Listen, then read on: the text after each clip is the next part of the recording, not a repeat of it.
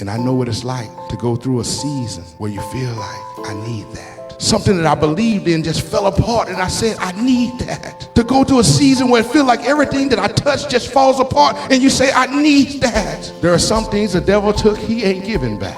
We gotta do it. When things we said, commitments we had, then turned to rubble. You started a year on fire, and that then turned to rubble. Some of you believe in leadership, and that then turned to rubble. Because of flesh and Satan and problems and life and lies and strongholds in our minds and hardened hearts. Rubble all over this room, bricks lying on the floor, hearts broken, minds scattered, confusion, all this rubble lying in this room. Tears of rubble. But I got good news. I hope I didn't build it up bad, but I got good news. I said I got good news, folks. Revival has come into this house in the name of Jesus. Revival has come into your homes, into your life, and into your hearts in the name of Jesus. Revival is coming. Somebody said, I need that.